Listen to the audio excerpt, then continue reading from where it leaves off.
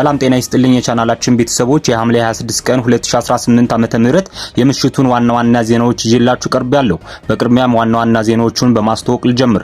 በትግራይ ክልል በሚገኙ ዩኒቨርሲቲዎች የሚማሩ ተማሪዎችና መምህራን ወደ ሌላ ቦታ እንዘዋወር ሲሉ ጥያቄ አቅርበዋል። ከነ ምክንያቱ የምንመለከተው ይሆናል። አቶ ጌታቸው ረዳ ለትግራይ ሰራዊት አመራሮችና አባላት ትልቅ የተባለ መልእክትን አስተላልፈዋል። ስለ ጉዳዩ በዝርዝር ለመመልከት እንሞክራለን። በአዲስ አበባ ዩኒቨርሲቲ ሙሉ ራስ ገዝነት መሸጋገርን ተከትሎ ከ500 በላይ የሚሆኑ ሰራተኞች ስለመቀነሳቸውም ተሰምቷል። እንዲሁም የኦሮሚያ ክልል ፕሬዝዳንት አቶ ሽመልስ አብዲሳ ያወጡት አነጋጋሪ መረጃ አለ። ይሄንንም መረጃ ይዘንላችሁ የምንቀርብ ይሆናል። እናንተም ቻናሉን ሰብስክራይብ እንዲሁም ላይክ በማድረግ ጀምሩ። እነዚህና ሌሎች ዝርዝር ዜናዎችን አሁን ይዘንላችሁ እንቀርባለን። እስከመጨረሻው አብራችሁን ቆዩ።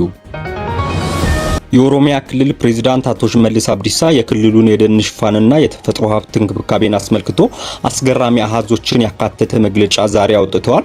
ፕሬዝዳንቱ በመግለጫው የክልሉ መንግስት አሳክቶታል ያሉትን የአረንጓዴ አሻራ ስኬት ቢያሞካሹም ዘገባው ግን ከመሬት ላይ ካለው እውነት ጋር የተራራቀ የፖለቲካ ትርክት ነው የሚል ትችትን እየቀረበበት ይገኛል። ባለፉት 7 ዓመታት ከ28 ሚሊዮን በላይ ችግኞችን መትከላቸውንና 85 በመቶ የሚሆኑት መጽደቃቸውን የገለጹት አቶ ሽመልስ የክልሉ የደን ሽፋን ከ17 በመቶ ወደ 29 በመቶ ማደጉንም ሞግተዋል።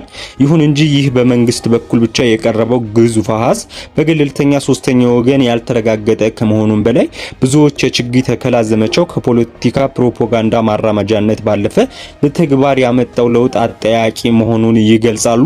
ፕሬዝዳንቱ በመግለጫቸው የደረቁ ወንዞች ዳግም መመንጨታቸውን፣ ራቆታቸውን የነበሩ ተራሮች በደን መሸፈናቸውን፣ የምርት መጠን መጨመሩንና የምግብ ዋስትና ማረጋገጥ መቻሉን ተናግረዋል። ነገር ግን መግለጫው ይህንን የተንቆጠቆጠ የልማትና የብልጽግና ምስል ቢስልም ክልሉ አሁን ካለበት እጅግ አሳሳቢ የጸጥታ መደፍረስና የእርሻ መሬቶች መተው ሰፊ የህዝብ መፈናቀልና የኑሮ ውድነት አንጻር የቀረበው ሪፖርት የህዝቡን የዕለት ተዕለት ስቃይ የካደና እውነታውን የደበቀ ነው ሲሉ የፖለቲካ ተንታኞች ይተቹታል።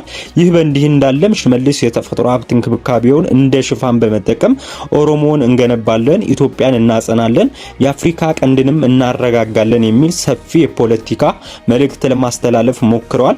በመጪው ሐምሌ 27 ቀን 2018 ዓ.ም በአንድ ቀን ብቻ 466 ሚሊዮን ችግኞችን እንተክላለን ያሉት ፕሬዝዳንቱ ህዝቡ በነቂስ እንዲወጣ ጥሪ አቅርበዋል። የአቶ ሽመልስ አብዲሳ መግለጫ የአካባቢ ጥበቃ ሽፋን ያደረገ ቢመስልም በውስጡ ግን የክልሉ መንግስት ያለበትን ከፍተኛ የጸጥታ እና አስተዳደራዊ ውድቀቶችን በመሸፈን የፖለቲካ ቅቡልነትን ለማግኘትና ህዝቡን በልማት ስም ለማስተባበር የተሞከረበት ፖለቲካዊ ቅስቀሳ መሆኑን የፖለቲካ ታዛቢዎች ያነሳሉ። መሬት ላይ ያለው ማህበራዊና ፖለቲካዊ ቀውስ ሳይፈታ በቢሊዮኖች የሚቆጠሩ ችግኞችን ተክለናል የሚለው ትርክት የክልሉ መሰረታዊ ችግሮች ሊፈታው እንደማይችል አበርክተው ይገልጻሉ። በትግራይ ክልል በሚገኙ ዩኒቨርሲቲዎች የሚማሩ ተማሪዎችና መምህራን ወደ ሌላ አካባቢ እንዲዛወሩ ጥያቄ አቀረቡ። በትግራይ ክልል በሚገኙ የመንግስት ከፍተኛ ትምህርት ተቋማት ውስጥ የሚማሩ ተማሪዎችና የሚያስተምሩ መምህራን በክልሉ ባለው የጸጥታ ስጋት ምክንያት ወደ ሌሎች የሀገሪቱ ዩኒቨርሲቲዎች እንዲዛወሩ ጥያቄ እያቀረቡ እንደሚገኝ ተሰምቷል።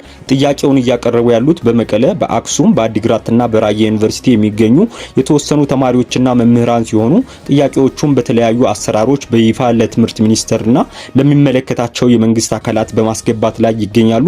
ተማሪዎቹና መምህራኑ በክልሉ ውስጥ የሚታየው ያልተረጋጋ የጸጥታ ሁኔታ የመማር ማስተማሩን ሂደት ደህንነቱን የተጠበቀ እንዳይሆን አድርጎታል በሚል ስጋታቸውን ገልጸዋል። በመሆኑም ሰላማዊና አስተማማኝ የመማር ማስተማር ባላቸው በሌሎች የሀገሮቹ ክፍሎች በሚገኙ ዩኒቨርሲቲዎች ተመድበው ትምህርታቸውንና ስራቸውን ለመቀጠል ፍላጎት እንዳላቸውም አሳውቀዋል። ይሁን እንጂ እስካሁን ድረስ ከትምህርት ሚኒስቴር የተሰጠ ምላሽ የዝውውር ውሳኔም ሆነ የተገባ ቃል አለመኖሩን የኢትዮጵያ ከፍተኛ የትምህርት ተቋማት ተማሪዎች ህብረት ፕሬዝዳንት ኃይሎም ስዩም ገልጸዋል። ፕሬዝዳንቱ አክለውም የተማሪዎችንና የመምህራንን ቅሬታና ስጋት መሰረት በማድረግ ጉዳዩ የሚመለከታቸው አካላት ጋር ውይይት እንዲደረግበት ጥረት እየተደረገ መሆኑን ጠቁመዋል። አቶ ጌታቸው ረዳ ጥሪ ለትግራይ ሰራዊት አመራሮችና አባላት አስተላለፉ። የቀድሞው የትግራይ ጊዜያዊ አስተዳደር ፕሬዝዳንትና አሁን የጠቅላይ ሚኒስትሩ አማካሪ የሆኑት አቶ ጌታቸው ረዳ የትግራይ ሰራዊት አመራሮችና አባላት በጥቂት የህወሓት ፖለቲከኞች ተገፋፍተው ክልሉን ዳግም ወደ እልቂት ከመክተት እንዲቆጠቡ አሳሰቡ። አቶ ጌታቸው በኤክስ ገጻቸው የደብረ ጽዮንን ንግግር አያይዘው ባሰራጩት እጅግ ነቀፋ በበዛበት መልእክት የህወሓት አመራሮች የትግራይን ህዝብ አንድነት በመበተን እንዲሁም በፋኖ በሱዳን ጀነራል ቡርሃንና በኤርትራ መንግስት ላይ ተማምነው ዳግም ጦርነት ለመክፈት የሚያደርጉት ፉከራ የሚያመጣው ለውጥ እንደሌለ ገልጸዋል። በዶክተር ደብረጽዮን ገብረ ሚካኤል፣ በወይዘሮ ፈትለወርቅ ገብረ እግዚአብሔር ወይም ሞንጆሪኖና በቀድሞ የደህንነት ሹም አቶ ጌታቸው አሰፋ መሪነት በጉልበት 4 ኪሎ እንመለሳለን በማለት የሚያልሙትን ቅዠት በአስቸኳይ እንዲያቆሙ አስጠንቅቀዋል። ከፌዴራል መንግስቱ ጋር በቅርበት እየሰሩ የሚገኙት አቶ ጌታቸው ረዳ የትግራይ ሰራዊት ከምንም በላይ የህዝቡን ደህንነት እንዲያስቀድም ጥሪ አቅርበዋል። አቅም እያለ የህዝቡን የህልውና ጥያቄዎች መመለስ የሚቻለው በሰላማዊ መንገድ ብቻ መሆኑን በማስገንዘብ ሰራዊቱ በህይወቱና በአካሉ ላይ እየቆመረበት ያለውን ኃይል ይበቃል ሊለው እንደሚገባ አሳስበዋል። በመጨረሻም በሐውልት የመሸገው የብጥብጥ ቡድን ሲሉ የጠሯቸውን እነዚህን አካላት በፉከራና በውጭ ኃይሎች ድጋፍ ላይ በመተማመን የዲፕሎማሲ በሮችን ከዘጉ በኋላ አሁን መሬት ላይ ያለው ነስ ሲከብዳቸው ዓለም ይድረስልኝ እያሉ መጫዋቸው ማመዛዘን የጎደለው የፖለቲካ ኪሳራ መሆኑን በአጽንኦት ተችተዋል። አዲስ አበባ ዩኒቨርሲቲ ከ500 በላይ የሚሆኑ ሰራተኞችን መቀነሱ ተሰማ። የአዲስ አበባ ዩኒቨርሲቲ ሙሉ የራስ ገዝነት መብቱን በተግባር ለማዋልና የትምህርት ጥራቱን ወደ ላቀ ደረጃ ለማሸጋገር በሚል ባከናወነው ሰፊ የመዋቅር የማስተካከያና የሪፎርም እርምጃ ምክንያት ከ500 በላይ የሚሆኑ የአስተዳደር ሰራተኞችና 50 መምህራን ከነባር ምደባ መዋቅር ውጪ በመሆናቸው በአሁኑ ወቅት ያለ ምደባ ለመቅረት ተገደዋል። ይህ ሁኔታ በሰራተኞች ዘንድ የተወሰነ ስጋትና አሻሚነትን የፈጠረ ቢሆንም የዩኒቨርሲቲው አመራሮች የሁኔታውን አጣዳፊነት መገንዘብ ማብራሪያ ሰጥተዋል። ይሁን እንጂ የተፈጠረውን ስጋት አስመልክተው ማብራሪያ የሰጡት የዩኒቨርሲቲው ፕሬዝዳንት ዶክተር ሳሙኤል ክፍሌ ምንም አይነት ሰራተኛ ከስራ አለመባረሩንና ከስራ ገበታው እንዳልተሰናበተ አረጋግጠዋል። ፕሬዝዳንቱ አክለውም በህግና በመመሪያ መሰረት በጊዜያዊነት ያለምደባ ለቀሩ ሰራተኞችና መምህራን የተለያየ አማራጭ መፍትሄዎች መዘጋጀታቸውን ገልጸው በዚህም መሰረት የእድሜ ገደባቸው ለደረሱት የጡረታ መብታቸውን የሚከበርላቸው ሲሆን ፍላጎቱ ላላቸው ደግሞ ተገቢው የካሳ ክፍያ ተከፍሏቸው እንዲሰናበቱ ይደረጋል ብለዋል። በተጨማሪም ዩኒቨርሲቲው በቅርቡ የሚጀምራቸው የገቢ ማስገኛ ንግድ እንቅስቃሴዎችና አዳዲስ የሥራ ዘርፎች ላይ ትኩረት በማድረግ የተቀሩትን ሰራተኞች በስፋት አቅፎ ለመስራት የሚያስችል እቅድ መንደፉን ጠቁመዋል። እስካሁን የተከናወነው አዲሱ የምደባ ሂደት ግልጽና ወጥ በሆነ መስፈርት ላይ የተመሰረተ እንደነበር የተገለጸ ሲሆን ለአስተዳደር ሰራተኞች የምደባ ሂደቱ በፈተና ውጤት ላይ ተመስርቶ የተከናወነ ሲሆን ለመምህራን ደግሞ የትምህርት ዝግጅት አግባብነት፣ የምርመራ ስራዎችና የሙያ ብቃት መስፈርቶችን መሰረት በማድረግ የተካሄደ ነው ብለዋል። ይህ አሰራር የከፍተኛ ትምህርት ተቋሙን የአካዳሚክና የአስተዳደር ብቃት ፍጹም በሆነ ሙያዊ ጥራት ላይ ለመገንባት ያለመ ነው ብለዋል።